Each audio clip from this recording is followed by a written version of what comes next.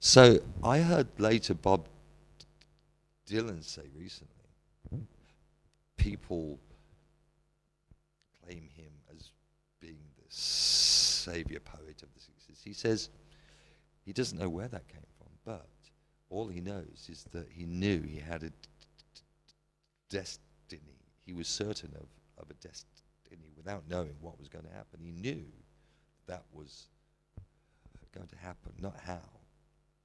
And it wasn't like an arrogant thing,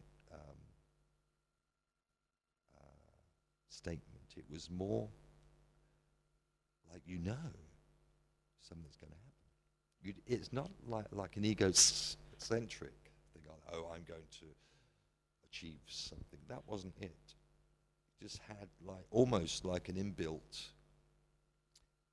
sense of certainty that you were being drawn to something that was made for you, or something. I think that's how I feel about it. And the moment that Danny Ash called me, he'd been in lots of bands that were terrible, really, but he was very good. I saw him. I thought, this guy stands out. He's got something, but he wasn't in the right context. He was even working with the other two members of what was to be Bauhaus in a band, but still that wasn't very good at all. But once he and I started working, in one weekend we wrote. I'd never sang a note in my life or written, consciously for a song. Like, I'd always write, but not for songs. We wrote half of the first album in one in about 18 hours, and it was that immediate. It wasn't like, oh, we're marvelous. It was just that was what happened. And then the other two, David and Kevin, joined.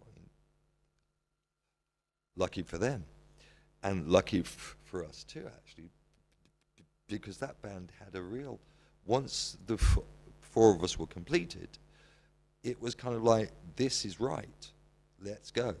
Now, for me, I was already successful the moment I walked on stage. There was no more to be done. You know what I mean? So it's kind of my life, and it's what I must do too. I feel responsible to do good work, and I still feel that I haven't achieved or opened up to what I can do, really, possibly, and that is to really serve something, because audiences are very important, and you're communicating to people. So without wanting to sound, sentimental and all this stuff, it's important. There's an interaction, and to achieve and to leave some good with your actions. And I'm not on about just goody, something of value that will change people's lives if it works. But if that isn't happening, you just have to take care of the art, of the work, really, the music. And music and performance is very much like an acting thing. An actor has to go into this space that is not of the intellect, actually. It's just in this space that they know is inside them. And then it happens as it happens. So it's not all worked out. And what were your music preferences when you start in the music system, and today's one? I mean, I really love to listen to people like Mick Ronson play the guitar, and the Bowie albums like Hunky Dory, Space Oddity, Man Who Sold the World, Ziggy Stardust, of course.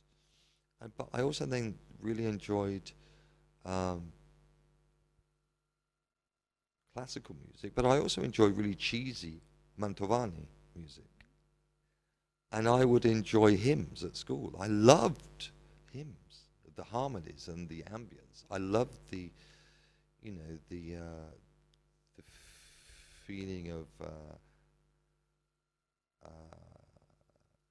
sacred contemplation with music. It was like fantastic. So it wasn't that I was really.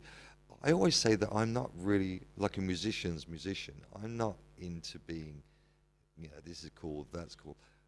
I just knew that I was original, and I was going to do something that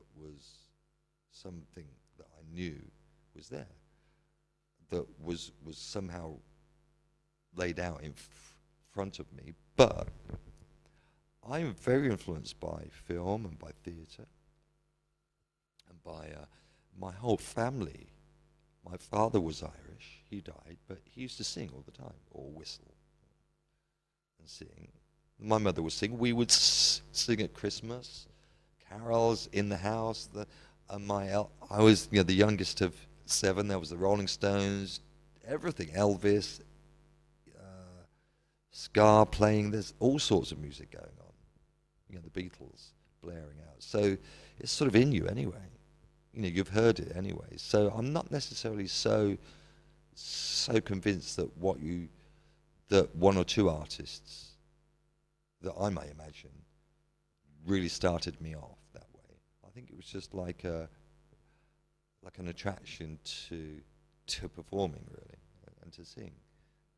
I mean, I couldn't imagine anything more wonderful to do. I mean, the idea was like, I'd love to do that. So it was like that, very innocent.